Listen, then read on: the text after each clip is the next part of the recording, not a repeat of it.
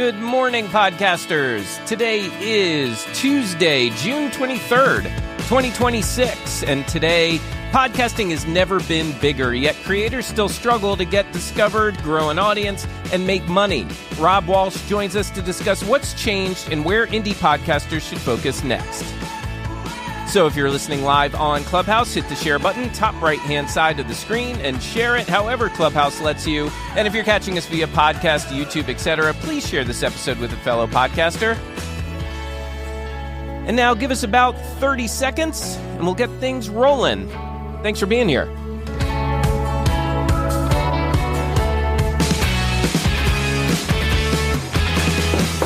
The Podcasting Morning Show is powered by Ironic Media, helping podcasters launch, polish, and grow great shows. And by Content Creators Accountant, helping creators build real business behind their content.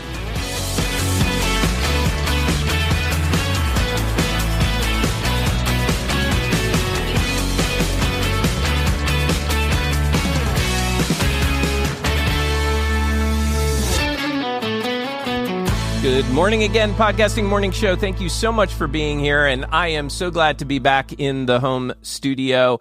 It's been 3 weeks since I've actually been here sitting at my familiar desk, so it's great to be back. I know I was doing shows last week, but that was from all different places, Maryland, Atlantic City, etc. So it's great to be here, and let me introduce my co-hosts currently here with me. We have Ralph Estep, DR Fay, and we also have our guest here, Rob Walsh. And also, by the way, Dan Schultz has joined us on stage as well. And good morning to Tim, Dave, and Jessica who's already joined us here in the audience on Clubhouse. So, yeah, we are going to talk with Hall of Famer Rob Walsh here in a second, but let's do this formally, properly. Ralph, I'm going to hand the baton to you. Please introduce our guest today. Well, thank you, Mark. It's my pleasure to do that. Our guest today has been in podcasting almost as long as podcasting has existed. Rob Walch started back in 2004 before most people even knew what a podcast was, and he founded a show called Podcast 411. It's one of the very first shows about people actually making podcasts. Rob went on to spend 18 years at Libsyn as VP of Podcaster Relations. He's a member of the Podcasting Hall of Fame, and he co-wrote a book, Tricks of the Podcasting Masters, which Amazon named a top 10 reference book. Today, he's VP of Podcaster Relations at Captivate, working alongside Dax USA on the exact questions every creator is wrestling with right now. Questions like growth, money, AI, and yes, video. There aren't many people who can connect where podcasting started to where it's headed. Rob is one of them. Rob, thank you so much for joining us and welcome to the show today. Thank you very much for having me on. Great to have you here, Rob. And let's dig into the first point that Ralph shared. You've been in podcasts in this world longer than almost anybody, and probably a year or two longer than I have. I always am proud to say I've been doing this for over 20 years, and I think you've surpassed me. Take us back to 2004. What was your impression of podcasting back then, and what made you jump into it in the first place? My impression back then, when it first started out, it reminded me of the BBS era of the early 1980s. So that was, it was. Were you really, a part of that? And by the way, that's was. bulletin board system for those who don't know. Yes. I was on Long Island, and I was lucky enough to have a local number to Pirates Cove, which was one of the big BBSs. I was a CompuServe guy. Okay. Yes. Yeah. And we used to pass around those CompuServe passwords to get on there for free. That was what BBSs were good for. Mm-hmm. So podcasting to me was very community oriented in the very early days because it had to be, because it wasn't where you ask somebody like today you ask people what podcast they listen to. Back then you go, have you ever heard of this thing called podcasting? Oh, yeah. And then you had to explain to them how to get this third-party app, iPod or X, and how to use that to subscribe to an RSS feed to transfer to your iPod. That literally was how it worked back in the days. Mm-hmm. So it was a very different medium. Apple wasn't in there supporting it yet. Much more niche, much more community at that point, because it had to be. Yeah, I remember that well, and it's so cool. I was just talking about bulletin board systems with somebody because long story, but I was just talking about how I've been on the internet longer than most people, right? Because those CompuServes and other platforms, that was the way that we all communicated. I created a fanzine, like a magazine not for podcasting, I wish, This one was for comic books. And I used to find guests, in other words, interviews for that platform. And I would find like literally comic book authors. I interviewed people like the Teenage Mutant Ninja Turtles creator and all that kind of thing. So yeah, that was like really the early days. That was before podcasting, and a lot of us ended up transitioning there decades later. So that's really cool. Ralph, you had a question. Yeah, Rob, you founded Podcast 411 before people even knew what a podcast was. I mean, you had to do a lot of work, I guess. Did it feel like the start of an industry, or did it feel like some strange experiment only a small group of people understood? It felt like initially it was a small group of people that only understood it, like only it was really two groups. I mean, it was two groups of people podcasting back in 2004. Techie geeks, which is where I fell in, and musicians, because we were the only ones that had the equipment or the know-how to get it to work.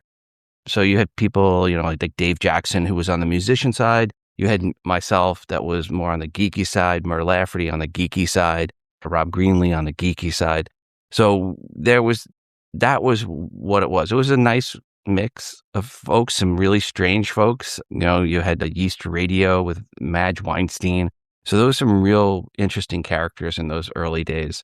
But I started Podcast 411 because I wanted to start podcasting in October of 2004. And I looked around, there was not a single tutorial other than this one article in Engadget that said, hey, if you want a podcast, just put this enclosure tag in your RSS feed and you're good to go. And I'm like, what did that just say? And so I was engineering, I figured it out. And I said, well, if it took me this long to figure it out, I'm going to help people. And I wrote a nice tutorial about how to do all that manually, cut your feed. And then there's some services started coming along to help podcasters. And then eventually by middle of 2005, Apple jumped in and put podcasting into iTunes. And that really opened the door. That was really where the first inflection point of podcasting really started. I have to pause here and go off script, quote unquote, and I have to point something out. Rob, is that a blue Yeti? Oh, this is a Yeti Pro. Okay, a Yeti Pro. Okay. Yeti Pro. Okay, yes. So not the blue Yeti specifically. No. Okay, cool. All right, because I was going to ask, because a lot of people poo-poo the Yeti and especially the blue Yeti, and that's because they don't know how to use it. Exactly. That's what I was just... You need a quiet room. That's all. You just need a quiet room with the Yeti. And it's a good mic, and I like the sound of my voice off of it. And on top of that, I work with a lot of people that are starting out, and this is a mic that a lot of people will use starting out, so it gives me a chance to tell them, here's what you need to do. You got to set this little gain here over near the G. Don't overturn it up. But yes, and I use the Pro because it has both USB XLR. So I can switch depending on how I'm doing it. I'm running it directly into my Zoom recorder. Sometimes I'm running it like today, USB into my MacBook. Got it. Okay, cool. So there you go, people. It's just a matter of knowing how to use some of the equipment before we go and poo-poo them. And so let's get into some other areas here. What's one thing early podcasters understood better than some creators understand today? I'll go back to the quiet room because early on, there was a lot of musicians and they understood acoustics and they knew how to have their room and everything situated. This is not the most ideal acoustics in this room, but compared to my last studio, but having a nice quiet place is really important. The other thing was community. I think the early podcasters knew that it was really about getting out and finding other podcasters to become friends with, to cross-promote with. You had to cross-promote back then. You had no choice. You had to. A lot of podcasters today will get in and do their niche and they never talk to another podcaster. And I'll ask podcasters, like, who else, what other shows are you talking with or where you cross-promote? I'm like, I don't know anybody else in podcasting. And that, I think, is really sad. I think that's probably the biggest change in the podcasting community is that there's a lot of people, today that just come in, they get an account set up somewhere, and they never talk to another podcaster. Yeah, absolutely. Yeah, Ralph, go ahead. Yeah, Rob, you were named one of the most influential people in podcasting very early on. And you co-authored a book I mentioned a little while ago, Tricks of the Podcasting Masters, back in 2006. Rob, when you look back at the advice people needed then, what's funny to you now? What's outdated or what's surprisingly still true back to that original date, 2006? I think we mentioned using MySpace, so that would probably be pretty funny. That's for a promotion point of view. I mean, some of the services that we talked about have long since died. I don't think we talked too much about Facebook or even at all because we were writing that book. We started writing it at the end of 2005. And so, yeah, there's some things in there just we don't mention you at all in that book, I don't think. So that's definitely changed. So, back in the day, back in 2005, podcasting was a mix of audio and video. There was, when you looked at the big shows, there was just as many big shows that were video as there were audio. It's funny how it's come back around to that now. Yeah, and that's what I'm excited about with this conversation, because you've seen podcasting go from this small experimental thing into a massive media category now. So let's talk about what's actually changed, right? A lot of independent podcasters listening right now wonder if they're too late to get into this game now. Based on everything you've seen, is podcasting harder to break into now, or are the opportunities just different? Well, to break into, it's harder, but there's still not that many people podcasting. When you look at the reality, how many active podcasts there are that have released a new episode in the last 90 days, that number really hasn't changed when you throw the AI slop out. That hasn't changed for humans in the last 5+ years. It's right around 400,000, 450,000 of podcasts have released a new episode in the last 90 days. Mm-hmm. And that number's been really relatively flat. And that means the number of people pod fading is equal to the number of people podcasting. But that number is so much smaller than the number of bloggers or the number of people that are doing YouTube video. So podcasters, people putting content on an RSS feed, for my definition of a podcast, you have an RSS feed and your podcast is an Apple podcast and it's a human creating the content, which I know that last one drove some people nuts on LinkedIn when I added that to my definition. The other people hate when I say, well, it also has to be an Apple podcast. Like, why does it have to be an Apple podcast? I go, because there's 400 plus apps in the world that aggregate podcasts that pull from Apple's directory. So if it's not an Apple podcast, you're not in about different apps out there. I appreciate you saying it that way, right? Because a lot of people just kind of stand on that hill and say, if it's not on Apple or if it's not this or that, then it's not a podcast. But I appreciate you putting it in that way because, yeah, if you're not on Apple, then you're probably not getting distributed to all of these different platforms. So thank you for saying that. Mm-hmm. And a lot of times people will say to you, well, what's your Apple podcast URL? I want to look at your podcast. And if you don't have an Apple podcast URL to talk about, they're like, all right, okay, so you're not really a podcaster. You're just someone who's got a video show on YouTube, or you're just someone that has a webcast or a netcast that just basically putting audio up on their website and they're not really distributing it. They just want you to come to their website. And that's podcasting. I think the core part about podcasting was universal distribution everywhere. That was the whole idea of it, was to be out everywhere. And by putting yourself into Apple Podcasts, you are putting yourself to most places. You still have to submit to Spotify and Ghana and JioSaavn and a few others, Deezer, iHeartRadio, Amazon Music. There's a small group that you still need to submit to. But the reality is, after you submit to those 10 places, you're everywhere. And one of those 10, by the way, puts you out 400 other places. And which one is that? Apple. Mm-hmm. Yep. All right. Now, I know, DR, you have a question. I'm going to come to you, and I'm going to remind everyone that if you are on stage and want to ask a question, you are more than welcome. And if you are listening live, go ahead and put your question in the chat. Or, of course, if you're on Clubhouse, come up on stage and ask it here in person. Would love to have you here. So with that, DR, what was your question? Okay, so when it comes to podcasting, Rob, you are probably one of the most knowledgeable people on this earth. What is it that has surprised you with all your knowledge about podcasting? What is it in the past 20 years since you've written the book that has really thrown you for a loop? Maybe it's something that you made a prediction about and it didn't come true. And I think the one thing that surprised me most is some really good podcasts that I just thought these are going to take off. They're going to be huge hits. Some even with A-list celebrities that just never picked up an audience. So I think overall, what surprised me the most about in podcasting is the shows that have connected and the shows that have. I mean, the ones that haven't probably surprised me more than anything else. The late Louis Anderson I thought he had a great podcast, and it just never took off. And I really loved his show. And there's been others. I don't want to name names because they're still alive. Well, I'll name another one. Norm Macdonald's podcast. I loved Norm's podcast. and Norm Macdonald. It never really hit the numbers I thought it had the potential to be. I mean, Norm was one of the funniest people I've ever talked with, ever met, and his show was hilarious. And I guess maybe that just might be my personal bias. I liked his sense of humor, but there were just a few others that are still alive. I won't name names that I thought had really great shows that just never connected. And I don't know what it was. You just never know what it is. And then there's others that I've seen the numbers to and I go, man, this must be a BS. There's no way this show is doing that well. And I have to go and look and dig in the numbers and go, well, it really is okay. Or those numbers are legit. The person really does have that size audience.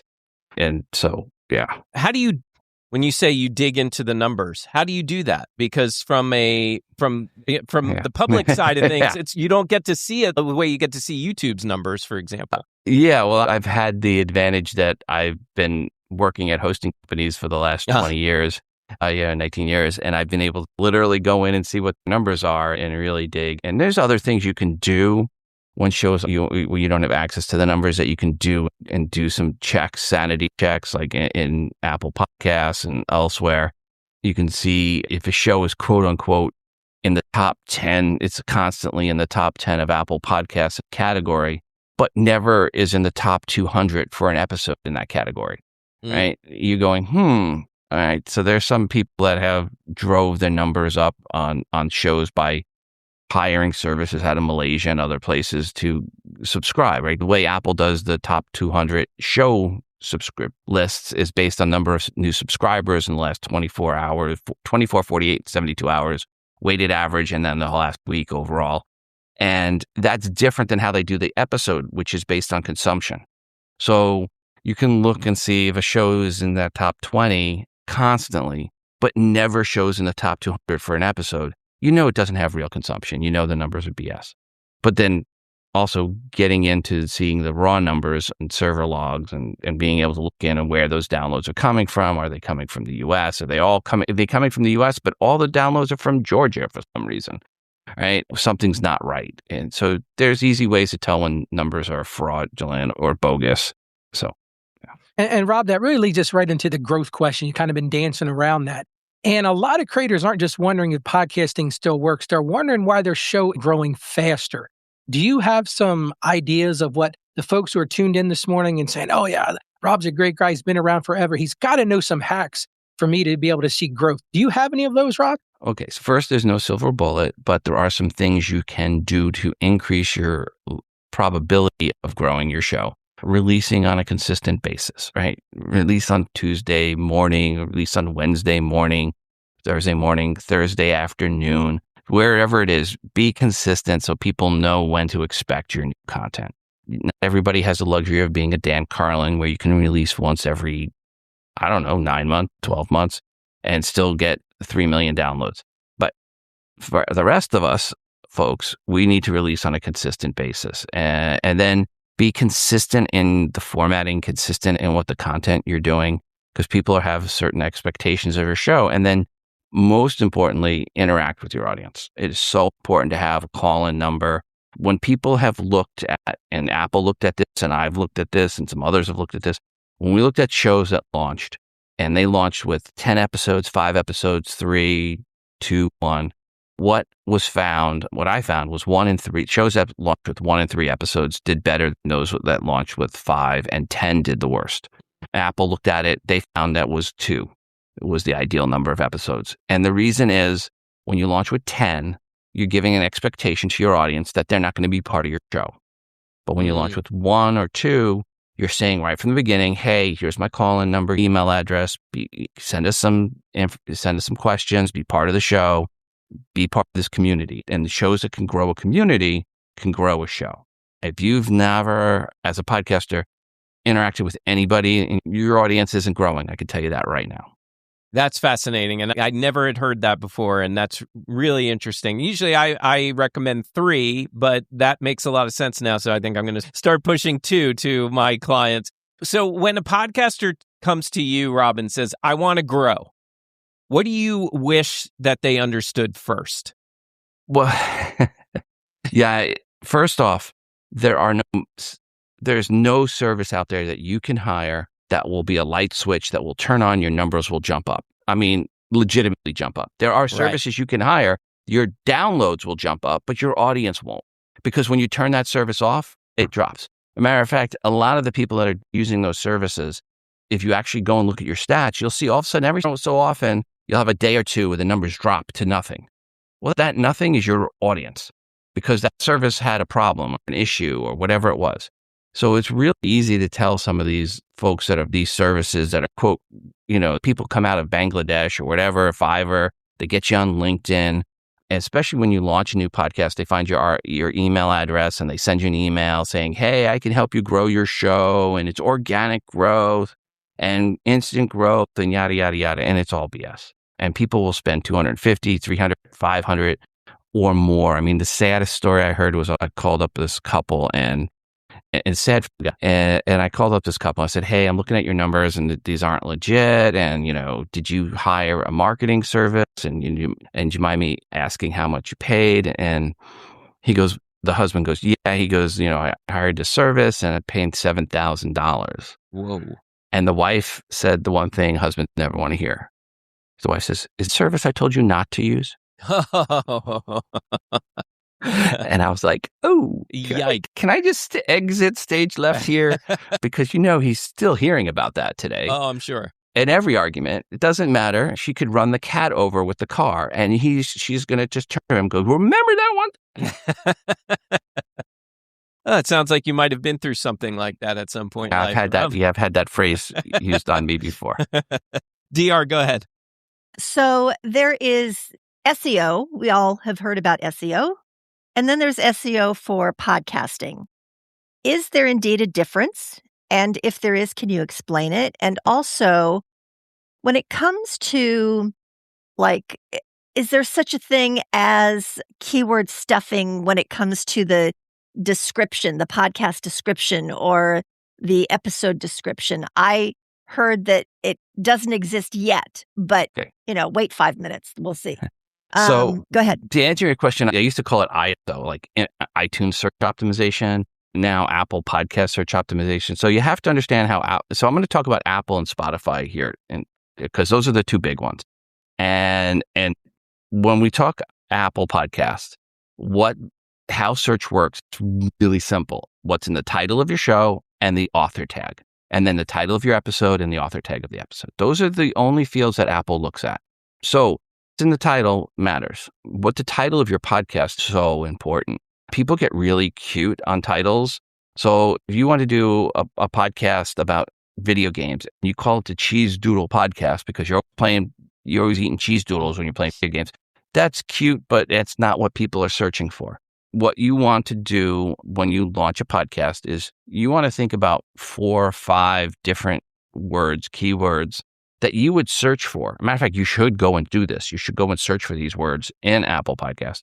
See if there's podcasts on that. But then take those 4 or 5 words or terms and then go into Google Trends and see what people actually are searching for in the world.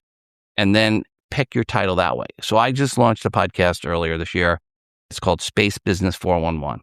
And I wanted to talk about the space economy, space business. I was going to call it Space Economy 411 until I went into Google Trends and found out that space economy is searched for about 1/10 the amount of times as space business. So the podcast title became Space Business 411. If 2 years from now, space economy is 10 times or bigger, 5 times bigger than space business, my podcast title will change. That's the other thing I think people get married to the title of their show. Yeah. When it's changed. I started out with a show called Today in iPhone. Then it became Today in iPhone, iPad, and iPod Touch. And then it became Today in iOS. I just changed. I literally bought domains in the middle of an Apple keynote. Well, Steve Jobs was on stage and saying, and now we're going to call it iOS.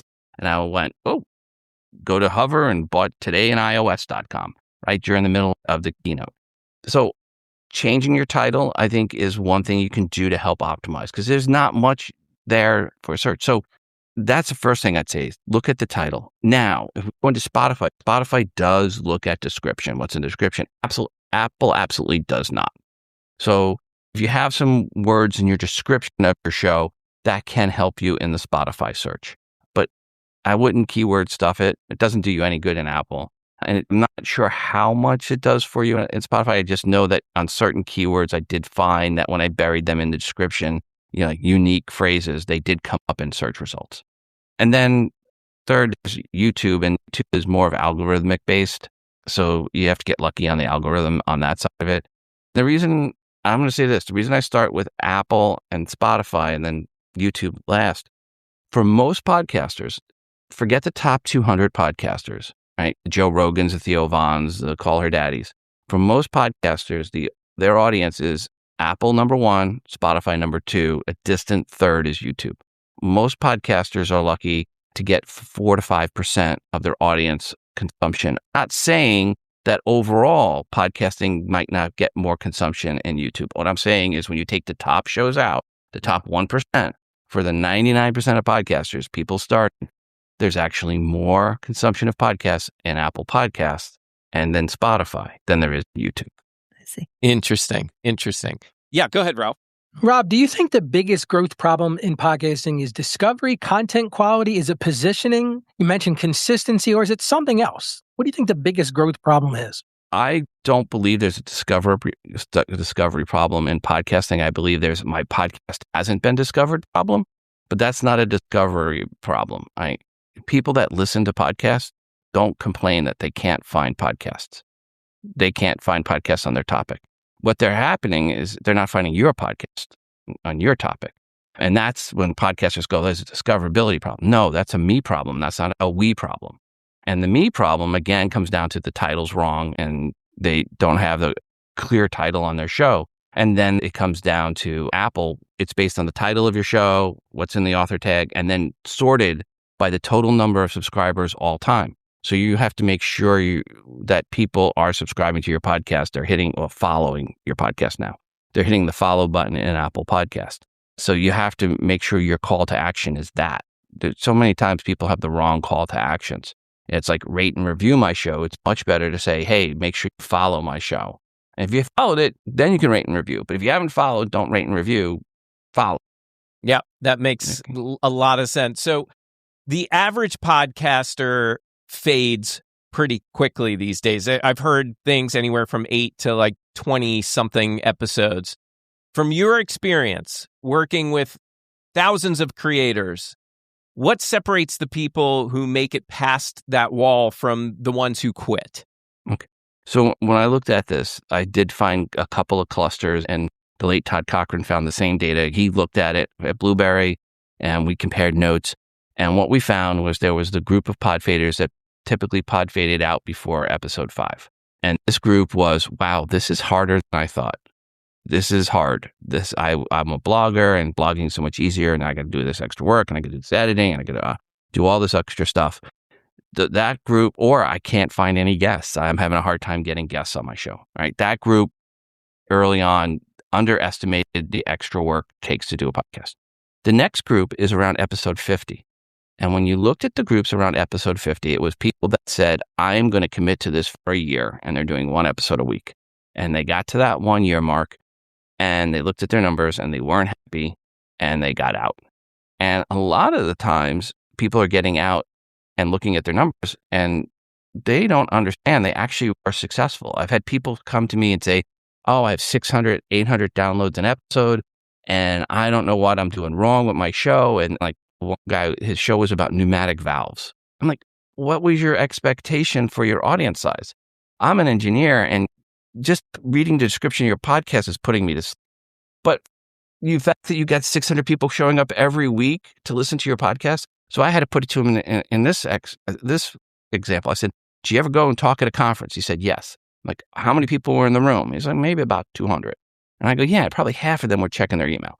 So I go, you spent how much money in your company to get you to that conference to speak? And I go, and you have a weekly show that's 6 times that probably active audience that you had there? I go, you're successful. You are not unsuccessful. So getting your expectations right. I think a lot of people pod fade because they just thought, oh, they were going to get millions of downloads. Nobody gets millions of downloads. I had a major golf manufacturer one time, and they were complaining that they're only getting 45,000 downloads per episode. And I had to explain to them, dude, you're in the top 1%. And they're like, what? They're like, what do you mean we're in the top 1%? I go, Yeah. They're like, well, we have 5 million followers on Facebook. I go, Facebook followers do not equal podcast listeners. I go, you had one of the Paul brothers, I won't say which one, 60 million. He had 60 million YouTube subscribers and social media followers, and he was right at 40,000 downloads an episode. I go, followers in social media do not translate to listeners in podcast. Or now the new IAB, the new IAB version spec is going to say podcast consumers. We've changed it from listeners to podcast consumers. Rob, I wanted to go in the direction where you're going because I'm the money guy on the show. One of the things I think a lot of people fade is because of monetization gap. And I think that because they buy into this approach, there's so many of these coach hustlers out there telling people they're going to make $1 million by podcasting. Where do you think that podcasters get misled in that? And do you think that's triggering some of this pod fade as well? Because I hear you saying they're not happy with the downloads, but that's that race to the bottom I talk about all the time of CPM. If you want to make 3 cents a month, get a big audience, but it's not really where the money is, it, Rob? Most people that make a lot of money in podcasting make it from promoting a product or service or themselves as an expert on some topic. If you're using the podcast, Trader Joe's uses the podcast to promote their product and service. They never take ads on their podcast. eBay used to have a really great podcast, and it was for interacting with the audience. It was never about monetization, but they had good size audience. And people that use the podcast to help promote their webinars, promote their book, comedians, right? Why did a lot of comedians get into podcasting? They got into it because they were able to get not only download numbers and interact with their audience on a regular basis, but they could then take the stats and say, look, to the guy at the comedy store in St. Louis, I get 250 downloads from the St. Louis DMA. You should book me.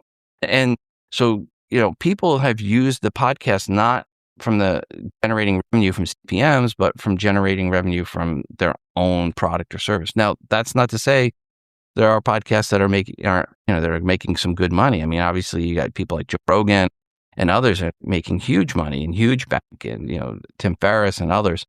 So there is definitely a place to make money on the CPM side, and there's more opportunities coming up on that. But you have to ask yourself, why are you getting into it? And if you don't have a product or service to market, then you are getting in and you want to monetize, then you do have to look at what are my options on what I call direct monetization of your podcast. And that comes down to advertising and premium offerings. So do you think, speaking of that advertising, do you think that smaller shows are focusing too much on sponsorships or maybe not enough? If your primary goal is to monetize, you need to look at your format of your show. You need to understand that you have to want to have advertisers. There's so many people I've worked with over the years that want advertising dollars, but don't want advertisers. And the two kind of go hand in hand. So I've heard people get up there and they go to read the ad read and it's reading it in a mono voice, right? And you can literally hear the paper crinkling as they're reading the ad.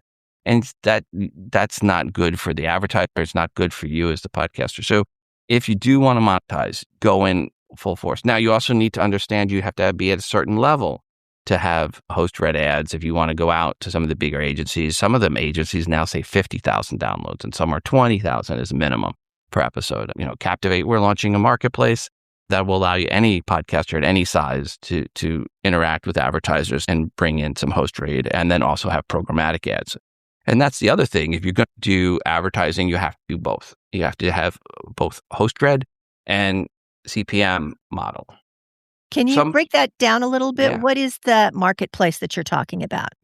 So Captivate's launching. We announced this last month that we're launching a marketplace at Captivate where allow podcasters to present their podcast out and then advertisers come in and find their podcast. And by advertisers, we mean it could be other podcasters. I think a lot of the people are going to be buying ads. If you want to look at promoting your show, honestly, the only way I've seen that really, there's two things I say where if you spent your money on work to help promote your podcast, it's spending your money running ads on other podcasts, or doing a banner ad on Overcast or Castbox, because those are podcast specific apps. So having your promo run on another podcast in your genre or similar demos is a great way to get word out if you come into this space and you don't know anyone. You haven't started cross-promoting. You haven't built up a tribe of other podcasters. So this marketplace will allow some podcasters to be up there and be discovered by other podcasters and advertisers.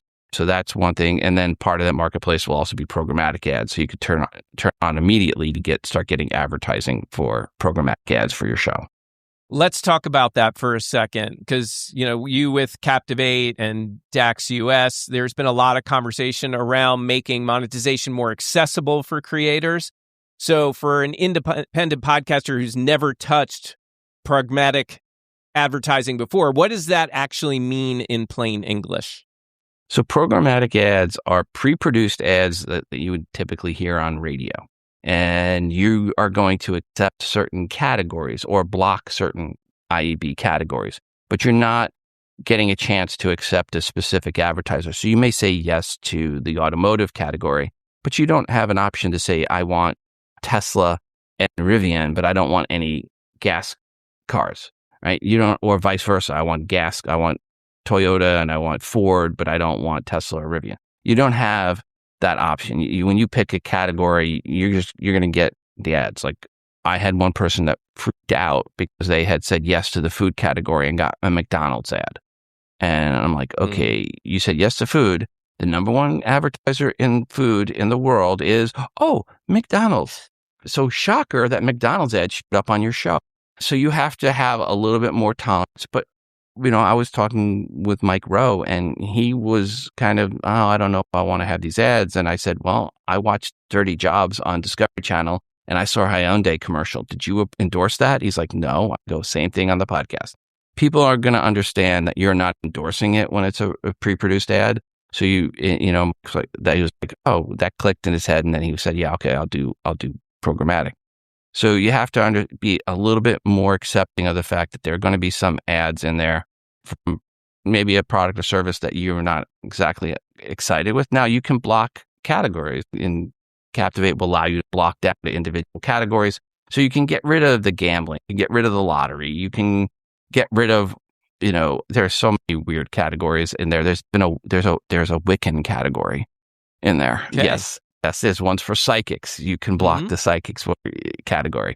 So yes, you'll have that option to get down and granular and say, I don't want psychics or Wiccans on my podcast. Or maybe you do. Maybe you want to block all the other religious ones, but leave the Wiccan one. So you have that option. Yeah, Ralph, go ahead. Rob, we're working with independent and do-it-yourself podcasters, so that kind of lesson is super valuable. Now, Rob, there's two other topics I want to talk about today, and I'm going to let you pick where we go here because I know you have feelings on both of these. I'm a Captivate customer, and a couple months ago when you started the HLS, you and Elsie did the webinar, and I have to be honest with you. Man, I felt like you were dragging a stone uphill with this HLS video. Now, maybe that wasn't your intention, but I want to talk about that, and I want to talk about AI. Do you want to talk about HLS video first or video and podcasting, or what do you prefer? Absolutely. So, yeah, we'll talk about it. And I'd heard from a couple people like, well, I'm like, it's new-ish on the video side. And what I wanted to tell people was just because Apple now has this new way to have video in podcasting doesn't mean you need to do this. Too many people are like, everybody needs to do video. And I'm like, if you're not comfortable doing video, don't do video. I mean, if you don't feel good about it, it's not your cup of tea, there's no reason to. There's still more time in the day to consume audio than any other form of media. And if you are someone that's struggling to get your show out as it is now, and you're almost at the point where you start feeling like it's time to make the donuts, adding video to your workload is not going to be conducive to a long-term relationship with you and your audience. You are going to pod fade. So my thing was I didn't want to see people jump into audio to video when they're really happy doing audio and they don't want to do video, but they're jumping in because it's the thing, the next big shiny thing, just like Second Life was or live streaming audio was way back when. And just stick with what your audience likes. I mean, there are certain audiences that just want audio and they're driving in the car. They're not going to watch video. And on top of that, Apple supported video for 20 years. And when people had the option to put both audio and video up for a podcast, 2 different RSS feeds into Apple Podcasts over the years, 20-1, the audience chose audio. So it wasn't like Apple's audience has been clamoring for video. When they had the option, they didn't choose it. The reality is YouTube won video. And if you want to put video and do video, fine, put it up and do it. Do the HLS. Go to Spotify and have it there and have it in YouTube. But if you're just an audio person, stick with audio. And that was what I was trying to get. So many people were like, oh, you got to do it. You got to do it. You got to do it. And I've always been one that said, you do what you feel comfortable doing. Not because this guru or that guru said video's the next big thing. They've been saying video's the next big thing for 20 years. Mm-hmm. All right. So now that Apple has this HLS in there, you don't even know, honestly, if it is the next big thing, because the way Apple does is you get a file, you upload a video file, they demux it, they got an audio version, and then the video without the audio. The audio part of it gets automatically downloaded.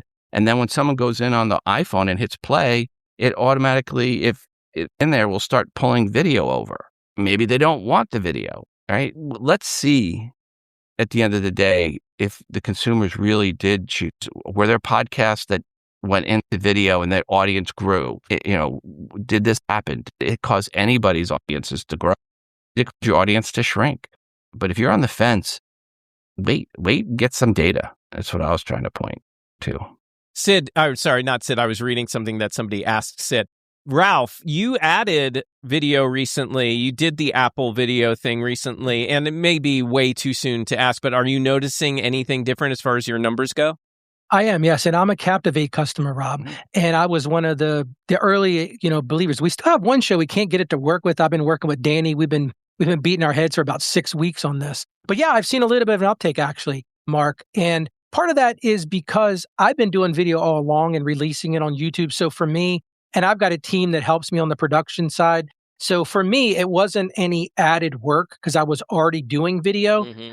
Rob, one of the follow-ups I have for that is this whole HLS technology is changing the way things are done as well. And you mentioned that you're one of those tech guys. How do you feel about that? Because this is changing things as well. These APIs going into Sam Sethi and I had a conversation about this last week on Facebook Messenger. What do you think about that? Because that's part of this that's going on too.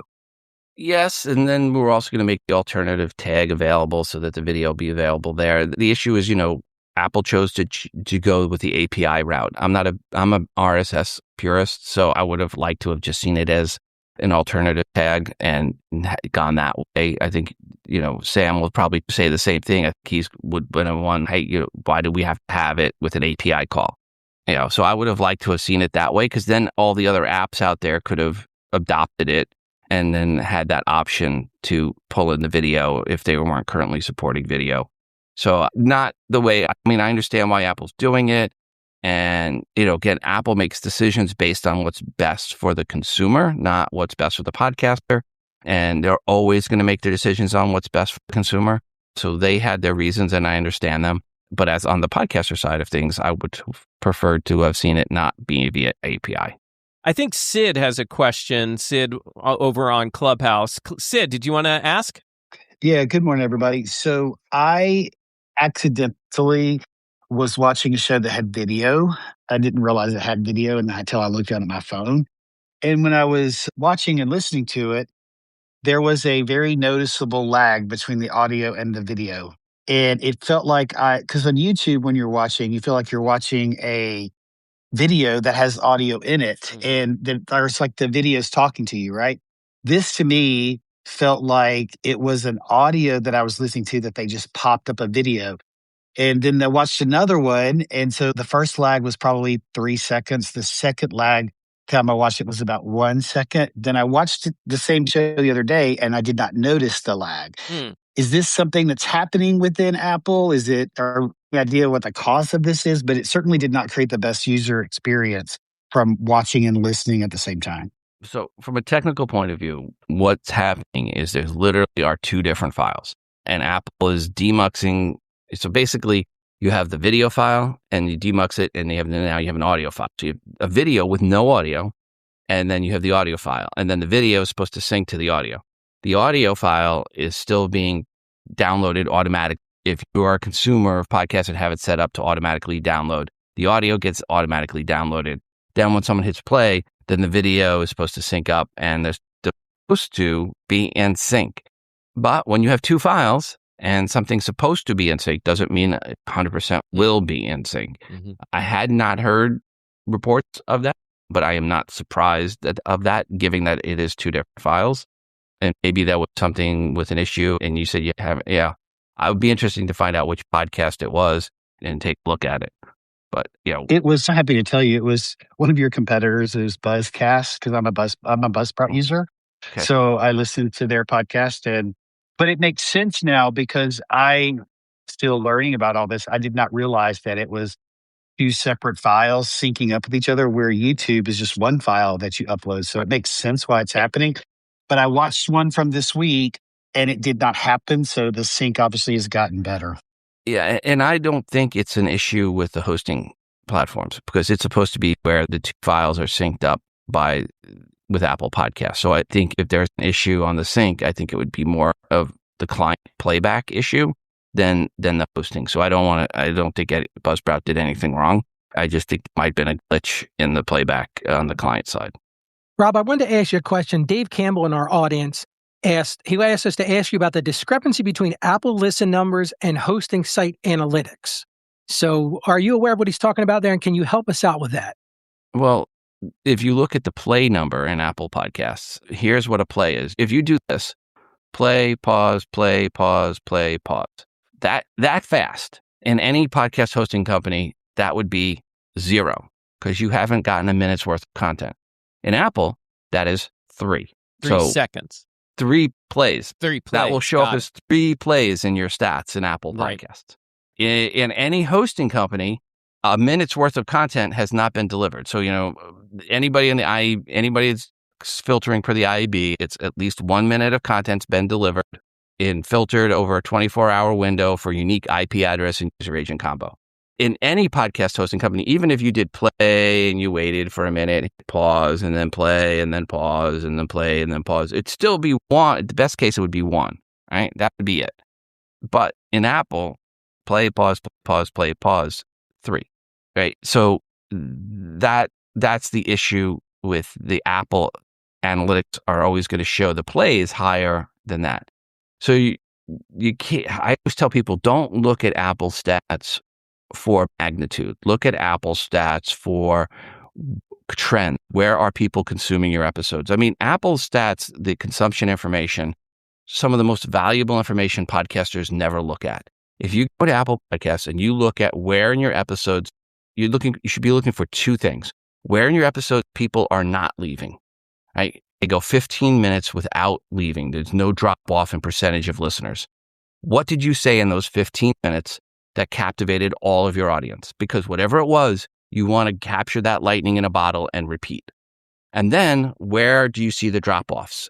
Where are people dropping off? Where is the percentage going from 50% to 40% in 2 minutes? What happened in that 2 minutes? What did you talk about that drove 10% or 20% in that case of the listening audience away from your show?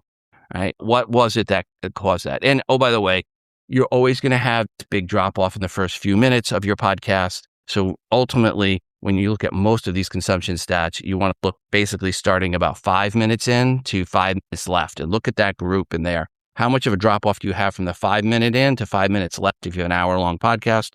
How much is that dropping overall? Because that's your real audience about 5 minutes in on the consumption side. Rob, I have a follow-up for you because while you're talking about this AMP, you know what I'm talking about. We're talking about these new AMP statistics, these new AMP agreements. Do you think that's something that the industry should embrace? And do you think that's something Apple would embrace? Because that would solve that play problem you're talking about. Okay, so AMP is supposed to be about consumption. That was what they were supposed to be talking about. Now they also talked about, downloads of, 30 seconds or their play number of 30 seconds versus that. They should have honestly put it at 1 minute, just like the IAB. I don't understand why in the world they're trying to change that number from a minute to 30 seconds. If they're saying, hey, the whole reason we're coming in here is to be more friendly to advertisers. Their service, their idea is, hey, we're going to be friendly to advertisers. Well, upping it from a minute to 30 seconds is not friendly to advertisers. That inflates the numbers. So they should have gotten to a minute. I think that's a mistake that the AMP group made looking at it. Now, is there much of a difference between 30 seconds and 60? No, but and some people have looked at that already, and James had some numbers on that. But the point is, there was a difference. It wasn't big, but there was a difference. And why would you drop it from a minute, which has been the IAB standard all along? Now, some people are saying, hey, what's the video standard, right? YouTube, I was in the IAB committee and we first started talking, we found out that the video views on YouTube was 3 seconds. So when we started working on the IAB specs way back then, it's someone to say, hey, yeah, YouTube was using 3 seconds to count it as a view. Now they're saying, oh, well, now it's 30 seconds. Well, it used to be 3. And, we went to a minute. We went back and forth on the IAB about when we picked that minute number. And there was a lot of debate along a lot of companies versus AMP, which is a very small number of companies. And so I just think they could have done it a little bit different. I think at the end of the day, the IAB is going to hold a lot more weight than AMP will.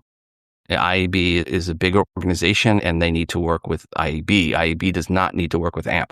That's my opinion. Mm-hmm. Thank you, Rob. And by the way, In and Around Podcasting, that is Rob and Elsie's podcast. And you can check it out at inandaroundpodcasting.com. We'll have several links to connect with Rob in the show notes. Sid, I know you had a question, and then I want to wrap up with a question about AI for Rob. So go ahead, Sid. Yeah, thanks, Mark. My issue with Apple Analytics is quite the opposite of what you just described, Rob. So I go into Buzzsprout and I see that an episode had 100 downloads on Apple, and I go into Apple and to look at it, and I see that episode only had 60 downloads. I'm just using examples. So my experience is just the opposite. Buzzsprout says I have more plays on Apple than Apple's actually saying that I have. Can you identify what that issue is? Well, so I'll break this down to client side and server side. Client side stats are server side stats. That's your hosting company. They're going to tell you if the episode was delivered or to somebody, right? So download does not mean a play or a consumption. So on any podcast hosting company, no idea what the consumption was. We just know that this file was delivered to said user. And again, it's based on user agent, IP address, at least a minute worth of data content was delivered to that user. Apple, on the other hand, client side, is going to look at consumption, someone hitting the play button. So if episodes are being delivered, but they're never being played, they're going to be lower, or they're going to have a lower number over there on Apple. So it just depends on if your show has subscribers that just aren't playing the episodes. Now, what's supposed to happen is after 5 episodes and 15 days, if there's no plays, that Apple pauses the downloads. So overall, over time, it should work out. If you have a lot of new subscribers coming in and they're playing once or twice and then they're moving on, and I would look at your consumption data, look at how far into your episodes, what percentage of those people that hit play, how many of them are consuming to the 95% mark of your episode. See what that number is. See how much it drops from the 5 minutes in versus, or 5% in versus 95% in. Okay, thanks, Rob. And as I said, final question, I want to get your stance on AI in podcasting right now, because I think there are a couple of different camps out there, and I'm curious where you land. All right. So I put AI into 3 buckets. There's AI tools which help podcasters. These are tools that help you get to bed earlier because they're going to do some things for you. Do some cleanup, going to take out the ums, the uhs, the ahs. They're going to take out the background noise. They're going to clean up the clipping. So that is one of the, one bucket for AI. And I love those tools. That Adobe, Auphonic, there's Descript, a bunch of those AI tools that are out there to help you as a podcaster take your human-generated content, your HGC, and clean it, polish it, buff it, and get it out there. There's some tools that are coming out where once you publish a new episode, they will automatically sync to your RSS feed and pull out everything, create clip for you and publish to social media for you and things like that. Love that stuff. That is what AI is supposed to be there. It's supposed to be a tool, right? Then there is AI tools that people are just using to generate the content from the ground up, right? Completely create the content, create the voice. This is AI slop. This is what I don't consider a podcast. This is stuff that's coming from a bunch of different companies. Some of these companies deliberately are pumping out thousands of shows, not episodes, shows a month, and then tens of thousands of episodes, and they're throwing it out, hoping that picking titles that will trick people into trying to consume the content, thinking it's something to do with Kelsey Brothers or Taylor Swift or whatever it is. They're sometimes even picking artwork and titles that are similar to other shows that are out there.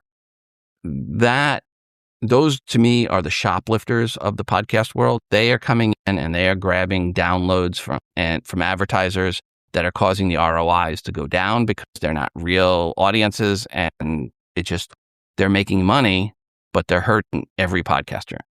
Those people I don't like, right? That's the AI slop. And then there's the between, like, is it AI or not? Like, someone might write up a script on their own, but then use script voice to create the podcast. There are some legitimate reasons for that and that are good. Like, sometimes someone loses their voice. I've got a podcaster I knew who lost his voice for a week, but he did a daily podcast. He had advertisers. And he said at the beginning, hey, this is AI Brian. And he let people know that he was using AI to generate his voice. And I think if you are using AI tools to generate your voice, you should indicate that. Good audience will know. The AI never pings your emotions exactly right. It might get the sound of your voice, but it doesn't get of your being, so to speak, without getting metaphysical. And then conversely, there are some people that use the AI tools to generate the script, and then they just read it, human read. Is that AI slop or not? I tell you what, the content's not going to be all that good. You're probably not going to get a good audience. But you can use those AI tools. Again, I go back to that first group. If you're using the AI tools to give you some ideas on what to do for a show and to do some work, like background work, if you're going to interview somebody, it's easier to say to the AI, hey, pull me up 5 questions on this person and look at their background. Give me 5 or 10 questions. Ask this person. David Letterman sat there with the blue cards, right? Yeah. His staff put the questions on the cards. He didn't do the research. His staff did that. So if you're using AI to create those blue cards for you, you're still the personality that's reading those questions, asking them. And it's not the first question, it's the follow-up question that matters. And the AI ain't going to be there to help you on the follow-up. Exactly. So that's how I split AI. I think it's great for tools to help podcasters. I think it is horrible for the AI slop where it's 100% generated and they're just burn and churn. Now, there are some places where you could use AI slop that are legitimate, and that's where you're creating a weather podcast for Sydney, Ohio. Really, who's going to create Sydney, Ohio or Hayes, Kansas podcasts? So for that perspective, you may get customized weather podcasts that show up in the morning that you can listen to for your small little niche area that no human would ever take the time to cover that market. So that there's some advantages there. But when it's a quote unquote podcast covering a tech topic or covering, a political topic, and it's just all pure AI created slop, ultimately it's just hurting the industry, in my opinion. I agree. Rob, this was exactly the kind of clarity that I think indie podcasters need right now. Things like growth and monetization, AI and video, it can all really feel overwhelming. But the real question is, what actually helps you create a better show? What helps you serve your audience and build something sustainable? And you really hit on a lot of this today in a little over an hour. So thank you so much for joining us, for your insights, for your time today. Really appreciate you. All right. Thank you, everyone, for having me on the show. I really appreciate it. Yeah, thank you. And we are back tomorrow, 8 a.m. Eastern Time. We are covering all the news around the world of podcasting. So come join us, hear our thoughts and opinions on some of these stories, and let's talk about them. So until then, make it a great day, everybody. Take care.